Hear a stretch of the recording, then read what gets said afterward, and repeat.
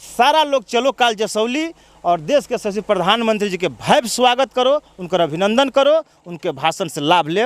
और नमस्कार, मेरा नाम अभय कुमार है और आप अब जनता बोलेगी न्यूज देख रहे हैं। अभी हम लोग दरौली विधानसभा क्षेत्र में हैं और हमारे साथ मनोज राम जी हैं, जो कि दरौली विधानसभा क्षेत्र से भावी विधायक प्रत्याशी होंगे भाजपा के। सबसे मजबूत दावेदारी की अगर बात करें तो मनोज राम जी का है, क्योंकि पिछले 5 सालों में जहाँ पर कोई नेता दिखाई नहीं दे रहा था, वहाँ धूप हो या बरसात हो या फिर ठंड का दिन हो, हर जगह यहाँ पर मौजूद रहते थे। जहाँ भी जनता बुलाती थी वहाँ पहुँच जाते थे और अपने क्षेत्र में इस प्रकार से काम किया है जिस प्रकार से एक विधायक काम करता है। लेकिन अभी बिना विधायक रहे ही जब इस प्रकार का काम कर रहे हैं और इस बार जब चुनाव लड़ेंगे तो क्या इनका मुद्दा होगा और किन मुद्दों पर चुनाव लड़ेंगे, इन बातों पर हम चर्चा करेंगे। सबसे पहले तो मनोज जी बहुत बहुत स्वागत है आपका।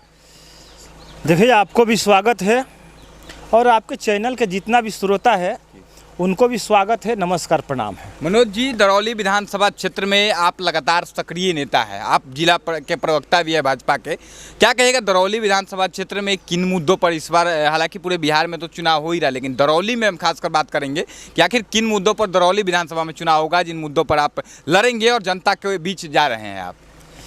देखिए, सबसे पहले तो आपको बता दें कि हमारा कोई पर्सनल मुद्दा नहीं है। हम लोग के देश के यशस्वी प्रधानमंत्री और बिहार के मुखिया नीतीश कुमार जिस तरह से काम किए हैं उसी आधार पे हम लोग भारतीय जनता पार्टी का कोई भी कैंडिडेट होगा उनके ही योजना के माध्यम से लोगों को बताएंगे, क्योंकि देश का इतना विकास हो रहा है तेज़ी से। उसी विकास के आधार पर हम लोग भी इस बार चुनावी मैदान में जाएंगे और योजनाओं का चर्चा करेंगे और उसी मुद्दा पर चुनाव भी लड़ेंगे हम लोग। अच्छा, इस बार बिहार विधानसभा चुनाव ठीक सामने है, प्रधानमंत्री मोदी जी भी आ रहे हैं, वहाँ पर आप भी मौजूद रहेंगे मोदी जी के साथ में, तो क्या कुछ कहिएगा? प्रधानमंत्री मोदी जी सुनने मिला कि कई हज़ारों करोड़ का दे रहे हैं बिहार को, तो क्या कुछ कहेंगे? और क्या इस बार बिहार में जो है फिर से एनडीए की सरकार आएगी? बिहार में जो आरजेडी की पार्टी है या फिर इंडिया गठबंधन है, लगातार आप लोगों पर आरोप लगा रहा है कि बिहार में महाजंगल राज आ गया है, तो इस पर क्या कहेंगे आप? देखिए,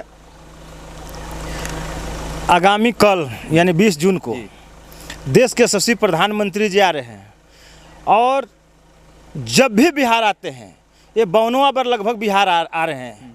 और पहली बार एक संजोग ऐसा बना है कि जब से हम लोग एनडीए गठबंधन के साथ में हैं, नीतीश कुमार जी के साथ में हैं, पहली बार वो ये जेडीयू के नेता नीतीश कुमार जी और भाजपा के नेता माननीय देश के प्रधानमंत्री नरेंद्र मोदी जी, पहली बार वो सिवान दोनों आदमी एक साथ आ रहे हैं। और रहा बात सौगात की, तो प्रधानमंत्री जी ने बिहार और बिहारियों से बहुत प्रेम करते हैं। वो जब भी आते हैं बिहार में तो एक बड़ी सौगात लेकर के आते हैं। इस बार भी हमको लोग को निश्चित है कि आ रहे हैं बिहार में, तो निश्चित तौर पर बिहार और बिहार वासियों के लिए कुछ अच्छी सौगात लेकर के आएंगे, ये ज़रूर। राजद के लोग आप लोगों पे लगातार आरोप लगा रहे हैं कि मोदी जी जब भी बिहार आते हैं तो बिहार के लोगों को ठेंगा दिखा के चले जाते हैं, उन लोगों को क्या कहिएगा? देखिए, विपक्ष के पास ना कोई मुद्दा है ना विजन है। जब भी देश में कोई अच्छा काम होता है तो विपक्ष का बड़बड़ करना उनका आदत है। अभी देखिए, ऑपरेशन सिंदूर के बाद उसका भी लोग कुछ दिन आएगा तो विरोध करेंगे, सबूत मांगेंगे। देश में एयर स्ट्राइक होता है, हमारे देश के सेनाएँ अच्छी काम करती है, उस पर भी विपक्ष को सबूत मांगना पड़ता है। तो दुर्भाग्य है, देश का दुर्भाग्य है कि ऐसे ऐसे विपक्ष भी हमारे सामने हैं कि जो देश के सेनाओं पर भी उनको विश्वास नहीं है, उस सेनाओं से भी सबूत मांगा जाता है। तो विपक्ष का लोग जान चुके हैं विपक्ष क्या करेगा नहीं करेगा। पुराने दौर में बिहार के लोग कभी नहीं जाएंगे। 1990 का दशक में जो बिहार रहा वो बिहार उस दौर में कभी भी बिहार के लोग नहीं जाएंगे। सब लोग जानते हैं कि क्या बिहार का स्थिति था, आज बिहार किस स्थिति में है।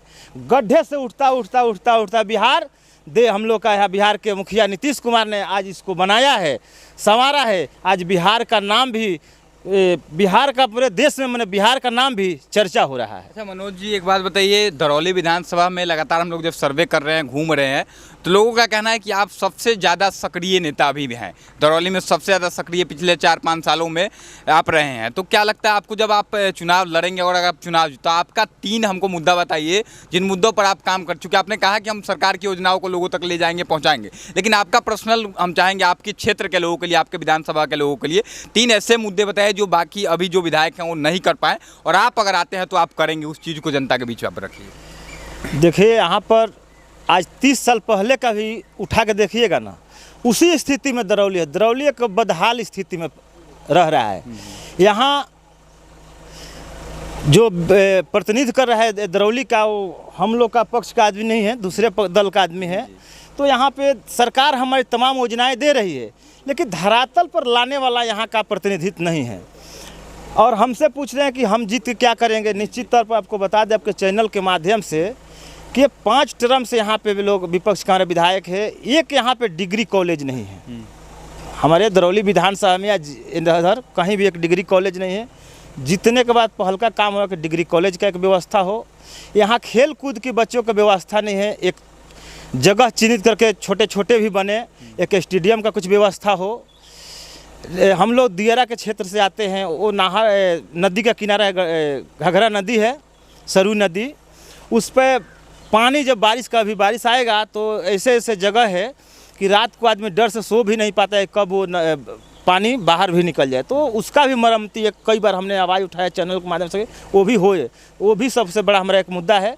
तो हम लोग सबसे पहले यही काम करेंगे कि अच्छे स्वास्थ्य का सुविधा हो, पढ़ाई लिखाई का अच्छा स्कूल हो, ये सब मुद्दाएं हमारी रहेगी। जो जिन चीज़ों को वर्तमान विधायक को करना चाहिए, जिन चीज़ों के लिए उम्मीद विधायक से करना चाहिए, उन चीज़ों का उम्मीद आपसे होता है। छठ होता है, दिवाली होता है, कोई बीमार पड़ जाता है, किसी अगर दुर्घटना घटना हो जाती है तो विधायक से पहले मनोज राम को याद किया जाता है। आखिर ये ऐसा क्यों है यहाँ पर आपके विधानसभा क्षेत्र में? हम तो आपसे पहले ही बताए कि वो व्यक्ति ऐसा व्यक्ति है कि आज तक ले वो सब व्यक्ति ऊंच नीच भेदभाव को बांटते हुए, गरीबों को शोषण करते हुए, उनका खून चूसते हुए आज तक 5 टर्म से यहाँ विधायक बन के बैठा है। लेकिन उनकी नाकामियाँ दरौली विधानसभा की जनता जान चुकी है, उब चुकी है, उनसे परेशान हो चुकी है। इस बार निश्चित तौर पर दरौली में कमल खिलेगा। जाते जाते ज़्यादा समय नहीं लगेगा, क्योंकि क्षेत्र भ्रमण में है लगातार और जनता से लगातार मिलने का काम। चूँकि ऐसा नहीं है कि चुनाव आया हुआ तो बहुत सारे ऐसे नेता भी आपको दरौली विधानसभा क्षेत्र में मिल जाएंगे जो चुनाव के समय में पिछले 3-4 महीनों से घूमने का काम करते होंगे। लेकिन इनके बारे में आपको बता दें कि लगातार सक्रिय पिछले 4-5 सालों में दरौली विधानसभा क्षेत्र में सबसे सक्रिय नेताओं की बात करें तो मनोज राम जी हैं। अंत में जाते आते अपने विधानसभा क्षेत्र के लोगों से, बाकी माननीय प्रधानमंत्री मोदी जी आ रहे हैं, वहाँ जाने को लेकर के, चूँकि अभी हमें पता चला कि 100-150 गाड़ियों का काफिला आपके साथ जाने वाला है, तो उसको लेकर के और बाकी अपने विधानसभा के क्षेत्र के लोगों से क्या अपील करेंगे जाते जाते? आपके चैनल के माध्यम से 107 दरौली विधानसभा के समस्त सम्मानित जनता से आग्रह करेंगे कि देश के यशस्वी प्रधानमंत्री, विश्व के सबसे मजबूत नेता हमनी के जिला में आवतनी, वो जिला में आवतनी तो हमनी के भी भागीदारी एगो दरौली विधानसभा से बढ़ चढ़ होके चाहिए।